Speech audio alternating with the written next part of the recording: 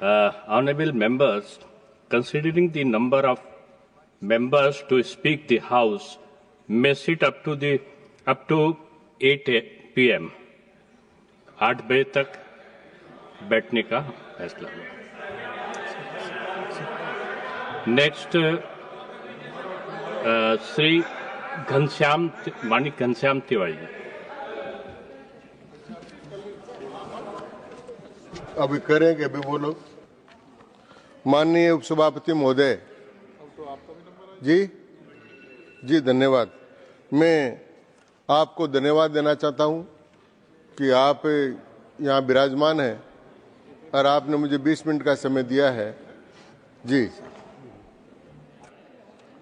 माननीय सभापति महोदय, उपसभापति महोदय, हम सब लोग बहुत सौभाग्यशाली हैं कि आज हम वंदे मातरम के ऊपर अपना विचार विमर्श कर रहे हैं और इसका गुणगान कर रहे हैं, यशोगान कर रहे हैं। मैं इन सब बातों से ऊपर उठकर ये कहना चाहता हूं कि भारतवर्ष में वंदे मातरम करना यह आज से नहीं है। विश्व में सबसे पुराना लिखित ग्रंथ या विश्व में सबसे पुराना लिखित ग्रंथ है तो वो ऋग्वेद है। और ऋग्वेद में कहा गया है माता पृथ्वी पुत्रो अहम पृथिव्याः, कि माता पृथ्वी हमारी माता है, हम उसके पुत्र हैं।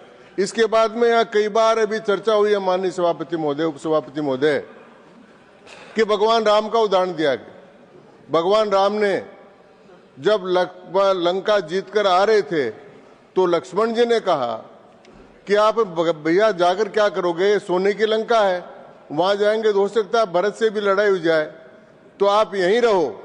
तब राम जी ने एक बात कही, अपि स्वर्णमयी लंका न मे लक्ष्मण रोचते जननी जन्मभूमिश्च स्वर्गादपि गरीयसी। उसी दिन भगवान राम ने भी वंदे मातरम बोल दिया था, जिसमें उन्होंने कहा कि जननी जन्मभूमिश्च स्वर्गादपि गरीयसी। ये 1800 ये अभी बार बार बात हो रही थी कि साहब ये इस समय क्यों मना रहे हैं 151वां। तो मैं कहना चाहता हूं कि 151वां यही नहीं मना रहे हैं, अभी सरदार वल्लभ भाई पटेल की भी मनाई, अभी बिरसा मुंडा की भी मनाई, अहिल्याबाई होलकर के भी हमने मनाई, संविधान दिवस भी हमने मनाया। और इस मनाने का कारण है, आज तक राज करने वाले लोगों ने कभी ये नहीं सोचा कि हमको ये क्यों करना चाहिए।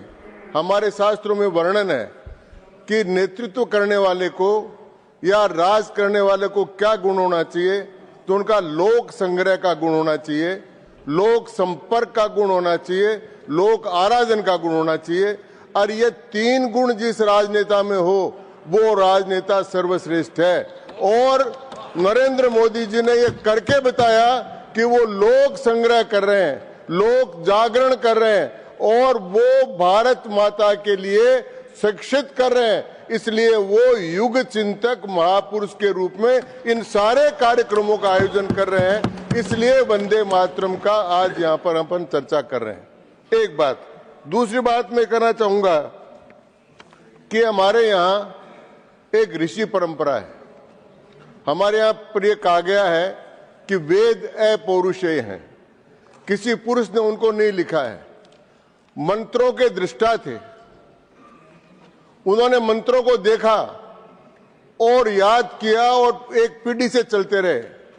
इसीलिए मैं कहना चाहता हूं कि बंकिम चंद्र जी चट्टोपाध्याय मंत्र दृष्टा थे, क्योंकि श्री अरविंदो ने कहा है कि ये Vande Mataram is not a song, it's a mantra है और ये भारत के जागरण का मंत्र है।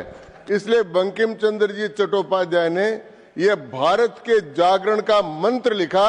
इसलिए वो भारत की ऋषि परंपरा के अंतर्गत ऋषि हो गए और इसीलिए हम ऋषि बंकिम चंद्र चट्टोपाध्याय को हमारी श्रद्धांजलि और उनको निवेदन कर, इसलिए चर्चा कर रहे। एक परंपरा यहां और है। अभी तो हमारे जो दोनों मित्र बैठे हैं वो ऐतराज नहीं करेंगे, इसलिए मैं खुलकर बोलूंगा, क्योंकि नहीं तो रमेश जी बोलेंगे न तिवारी जी बोलेंगे। एक ऋषि परंपरा के अलावा एक भारत में 100 साल में एक नई परंपरा चालू हुई, वो है प्रचारक परंपरा।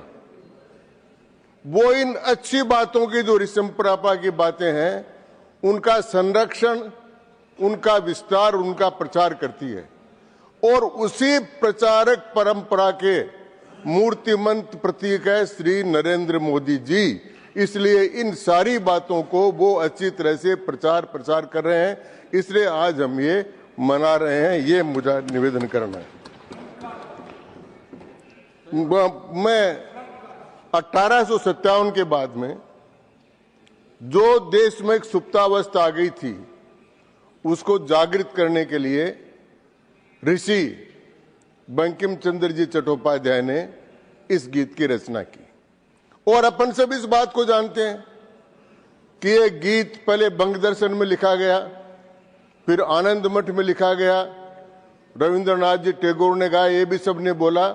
लेकिन 1905 में जो बंग भंग हुआ था, जो लॉर्ड कर्जनवाली ने बंगाल का विभाजन किया था, और सबसे पहले जो राष्ट्रवाद की और राष्ट्र की अखंडता के लिए जो आवाज उठी थी वो भंग आंदोलन था। तो 1905 से लेकर 1908 तक सारे देश में यह मंत्र गूंजा और इस मंत्र के कारण से इतनी जागृति हुई कि ये जागरण का महामंत्र बन गया, प्रेरणा स्रोत बन गया, प्रेरणा पुंज बन गया।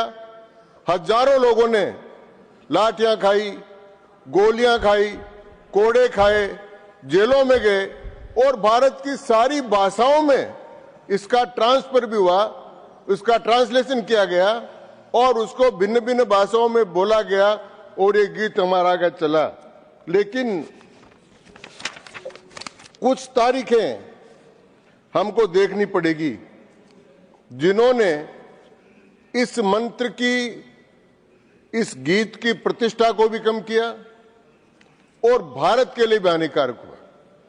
मुझे माफ करेंगे, 1914 और 16 जब कांग्रेस ने सेपरेट कॉन्स्टिट्यूंसीज, अलग निर्वाचन क्षेत्र का नारा स्वीकार किया और 1916 में लखनऊ पैक्ट हुआ जिसमें मुसलमानों के अलग कॉन्स्टिट्यूंसी, हिंदुओं के अलग कॉन्स्टिट्यूंसी स्वीकार की गई, वो सबसे बड़ा पाप था। वहां से इसकी नींव रखी गई पाकिस्तान की। उसके बाद दूसरा बड़ा काम हुआ और जिसने हमको राष्ट्र की धाराओं से, राष्ट्र की मूल धाराओं से मुसलमानों को अलग किया, वो बहुत ध्यान देने की बात है। वो था खिलाफत आंदोलन। 1920 और 22 तक एक खिलाफत आंदोलन हुआ। मुझे समझ में नहीं आया कि कांग्रेस पार्टी ने मुस्लिम लीग से खिलाफत आंदोलन का समर्थन इस बात पर किया कि कांग्रेस पार्टी खिलाफत आंदोलन का समर्थन करेगी इस शर्त पर कि मुस्लिम लीग भारत की स्वतंत्रता का समर्थन करेगी। और वो खिलाफत आंदोलन क्या था? वो था तुर्की का, भारत का नहीं था, तुर्की का था। और जैसे अभी उदाहरण दिया गया, तुर्की में एक नेता हुए कमाल अत्तातुर्क, कमाल पाशा भी कहते हैं। अपने नई दिल्ली में एक रास्ते का नाम भी कमाल अत्तातुर्क मार्ग है। उन्होंने वहां रूढ़िवाद के खिलाफ तुर्की में आंदोलन शुरू किया। उन्होंने आंदोलन शुरू किया, 3 प्रमुख बातें थी कि टर्की में टर्की की भाषा में ही शिक्षा दी जाएगी। उन्होंने सब लोगों को बुलाया कि अंग्रेजी में बस शिक्षा नहीं होगी और किसी भाषा में भी नहीं होगी, टर्की की भाषा में होगी और 1 साल का समय नहीं मिलेगा, कल से ही करना पड़ेगा और जो नहीं करे अपने घर बैठ जाए। एक दूसरा, मुस्लिम कंट्रियों में सबसे पहला कंट्री वो था जिसने बुर्के पर प्रतिबंध लगा दिया कि टर्की में किसी प्रकार का बुर्का नहीं होगा। और तीसरा, उन्होंने कहा कि खुदा सब भाषाओं को समझता है, उसके लिए सब भाषाएं बराबर है।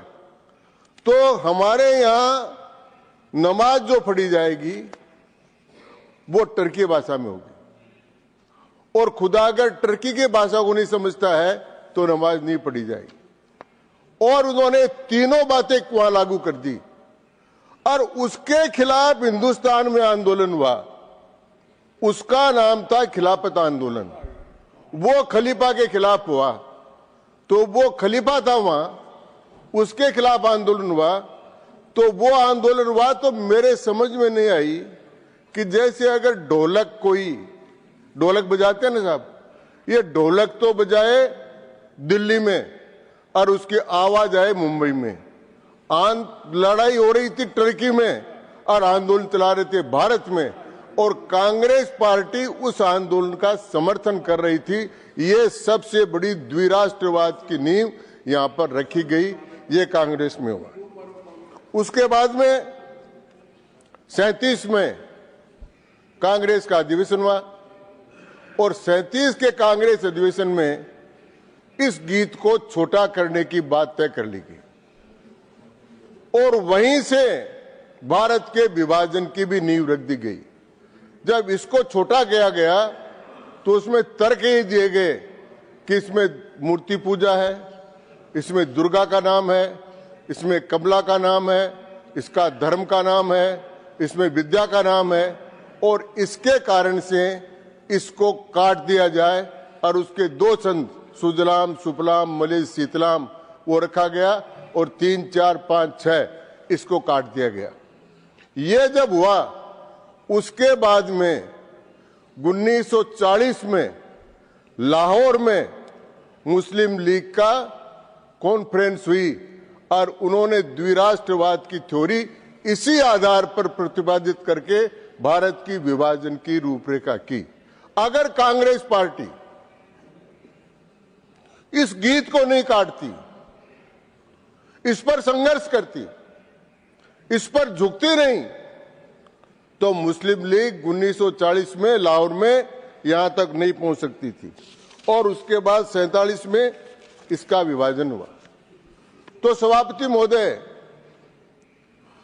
मैं जो गीत 1857 के बाद 72 में 1905 में 8 में इस देश के जागरण का मंत्र बन गया, उसको काटा गया इसलिए, और काटने के बाद में विभाजन की रख दी गई और 47 में विभाजन हुआ।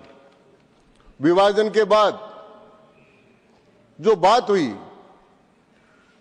किसी भी दुनिया के देश ने इतनी बड़ी त्रासदी नहीं देखी। दुनिया में कोई ऐसा देश नहीं है जिसका धर्म के आधार पर विभाजन हुआ। जर्मनी का विभाजन हुआ था, ईस्टर्न जर्मनी और वेस्टर्न जर्मनी बनी, लेकिन साम्यवाद और पूंजीवाद के आधार पर बर्लिन के बीच में दीवार खींची गई थी। कोरिया का भी विभाजन हुआ, वियतनाम का भी विभाजन हुआ, युगोस्लाविया का भी विभाजन हुआ, बहुत से देशों का विभाजन हुआ। एकमात्र देश दुर्भाग्य से भारत था जिसमें का धर्म के आधार पर विभाजन, और उस विभाजन की विभीषिका इतनी बड़ी विभीषिका थी, लाखों लोग तो मारे गए, बहुत 1 करोड़ से ज्यादा लोग घरों से बाहर निकाल दिए गए, इतना बलात्कार हुआ, गाड़ियां भर भर कर आती रही। ये सारी नींव इस गीत के विभाजन से रूपरेखा बनी और 37 का जो कांग्रेस अधिवेशन था और 14 और 16 का जो लखनऊ का पैक्ट था और सेपरेट कॉन्स्टिट्यूंसीज करी मुसलमानों के लिए, उसका परिणाम हमको ये भोगना पड़ा। और लेकिन उपसभापति महोदय, काटा क्या गया मैं बताता। तीसरा जो अंतरा है उसमें काटा गया 7 कोठी, पूरे आपके हजारों गले हैं और हजारों हाथ। इस पेरे को, इस अंतरा को, इस टंजा को काट दिया गया। क्यों काटा गया? इसमें कौन सी मूर्ति पूजा आ गई? और ये काटा इसलिए गया, और इसके काटने से ये जो आ रहा था कि हम बहुत ताकतवर हैं, हमारी शक्ति है, हमारे हजारों हाथ है, वो ताकत क्षीण हो गई। और युवा जिस ताकत को लेकर चलते थे कि हम भारत के लिए हजारों गले हैं, हजारों कंठ हैं, हजारों हाथ हैं, उन युवकों में वो सूर्य खत्म हो। करोड़ों वो काम बंद हो गए। फिर दूसरा क्या काटा? तुम ही विद्या, तुम ही धर्म है, उसको काट दिया। तो भारत में से धर्म को काटना और धर्म के लिए यह कहना कि ये अगर रहेगा गीत में तो या तो विद्रोह हो जाएगा। तो मैं उपसभापति महोदय कहना चाहता हूं कि धर्म के उत्पन्न होने वाली भूमि तो भारतवर्ष है। आज के 1500 वर्ष पहले तो कहीं अजान नहीं थी, आज के 2100 वर्ष पहले तो कहीं चर्च या गिरजाघर नहीं था, तो ये भारत ही था। भारत ने कहा धारणात् धर्म इत्याहु धर्मो धारयति प्रजा यस्यात् धारण संयुक्त स धर्म इति निश्चय है। वो धर्म है, वो धर्म इस भारतवर्ष में था। और वो धर्म कहता कि मां की रक्षा करो, मां की पूजा करो। उस धर्म को आपने काट दिया उसमें से। फिर उसमें काटा दुर्गा, रिपुदल वारिणी, बहुबलदार, ये काट दिया। अरे दुर्गा का नाम काटा। शिवाजी जब लड़ रहे थे तो जय भवानी और जय शिवाजी कहकर तो लोग लड़ रहे थे। महाराणा प्रताप जो लड़ रहे थे, चामुंडा माता की जय बोलकर ही तो लड़ रहे थे।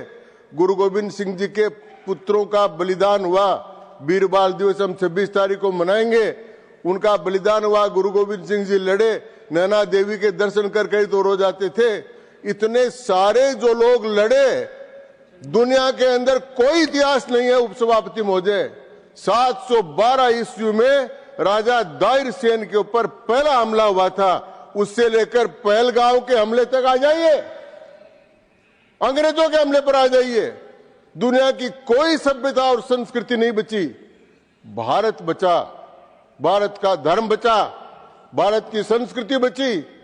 उसके लिए लड़ने वाले योद्धा थे। उनकी प्रेरणा जय भवानी थी, जय दुर्गा थी, 10 प्रहर धारणी थी। उसको काट दिया। और फिर उसके बाद में ज्ञान को, कर्म को और संगीत को काट दिया। जब किसी देश में से ज्ञान निकल जाए, सरस्वती निकल जाए, दुर्गा निकल जाए, लक्ष्मी निकल जाए, तो वो देश क्या बचेगा?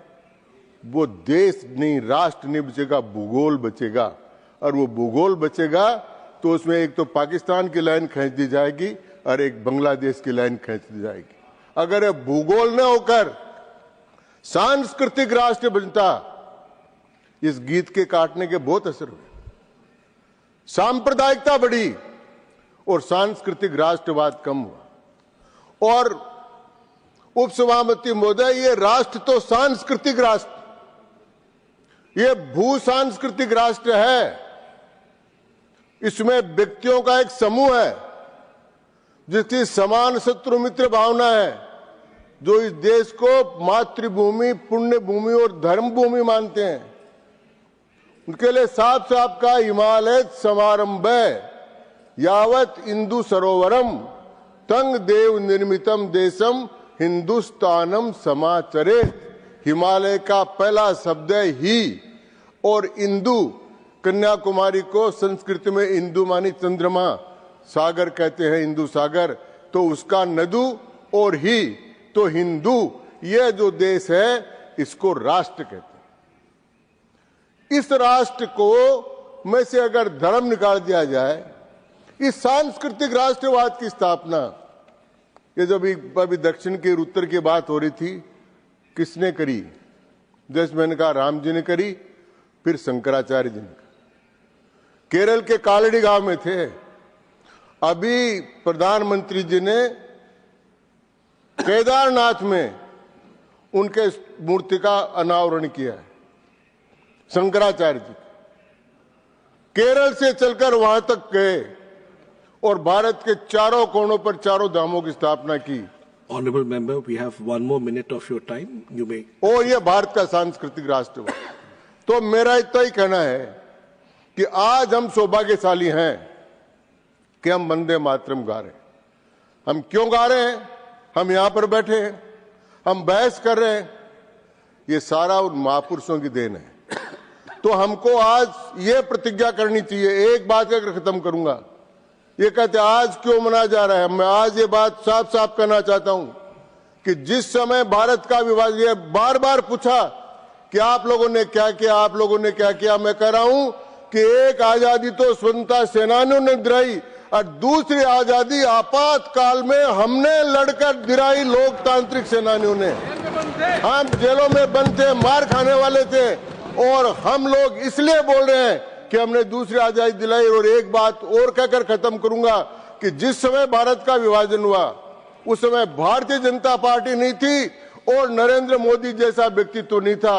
आज नरेंद्र मोदी जैसा व्यक्तित्व है और भारतीय जनता पार्टी है। भारत अखंड रहेगा, वंदे मातरम बोलेगा और भारत माता की जय बोलेगा। धन्यवाद, नमस्कार। Thank you. श्रीमती